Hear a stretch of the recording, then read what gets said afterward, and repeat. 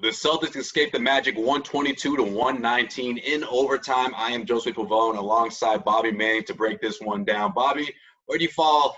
What side of the fence do you fall here? Is this an impressive win from the Celtics, or is it an ugly win? Oh, it was so impressive. I mean, John was saying on post game, this is a sloppy, sluggish game. I'm like, what? So you have this Depends how Magic you look at team. it, I guess. Yeah, you have this Magic team that's gunning to avoid the Bucks, and you saw them gunning in this one. They're down 3 rotation players, and they were fighting back. Down 4, they'd get it to a tie. Down 3, they get it to a tie in overtime. Right until the end of overtime, they're gunning. The Celtics had nothing to play for, and they make up 5 points in 45 seconds behind Jayson Tatum to close out regulation. They could have easily laid that up and said, all right, let's just walk out of this one. No big deal. And I don't even think we would have been too concerned. But the fact that they did it and won in overtime without Kemba says a ton about them to me. You know, one guy who looked like he wasn't satisfied with what he was seeing was head coach Brad Stevens. Like, he just had that look on his face where, like, he saw where the game was going and he didn't feel comfortable about it. And, of course, the Celtics did battle it off, you know, in the end, whether we're talking at the end of regulation with Jayson Tatum's 5 points or whether we're talking about the end of the overtime. They were able to pull it off. But, Bobby, let me ask you this. What did you make of Brad Stevens' rotation as we get closer and closer to the postseason?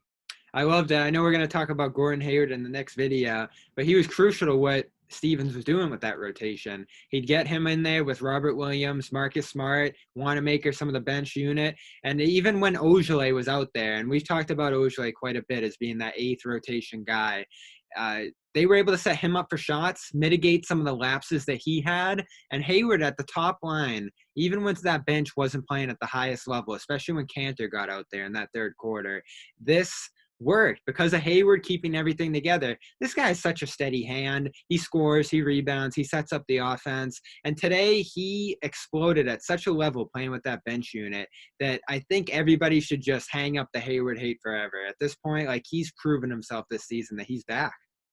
Hayward with the high 31 points, 9 rebounds, 5 assists. And, yeah, it seemed like from start to finish, Bobby, especially with that second unit, he was just so in sync with the rest of those guys as he was able to carry the team in stretches. Kemba Walker did struggle in this one. He finished 1 for 9 with 4 points.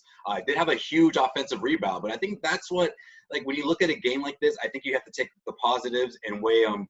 I think they outweigh what the Celtics didn't do, or the fact that they were in, you know, that kind of situation at the end of the game where they were able to crawl out of it if it wasn't for Jayson Tatum or, you know, other players as well. But I think overall, big picture is you look at it as, I don't want to call it like a win is a win, so to speak, but for the progress of what we're seeing from this team, I think it was significant. Yeah, and this is a Magic team that struggled against. I know Stevens talked pregame about the loss they suffered earlier in the year to them.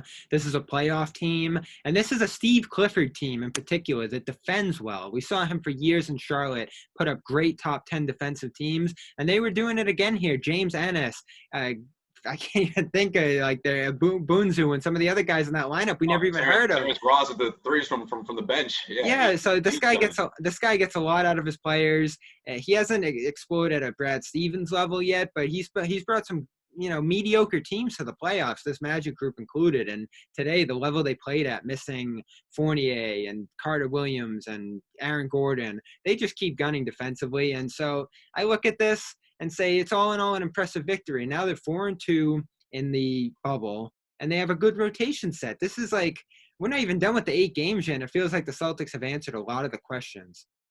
Yeah, no question, Bobby. I just think that it would have been a little more impressive if we saw those big names out there for the Orlando Magic. That's just me, though. I'm with you, though. We saw a lot of positive things from this game, and, of course, they did manage to win it, so that's certainly a positive thing to take away. But let us know what you think in the comment section. I am Josue Pavon. He is Bobby Manning. That's going to do it for us. Stay tuned for plenty of more content here on CLNS Media.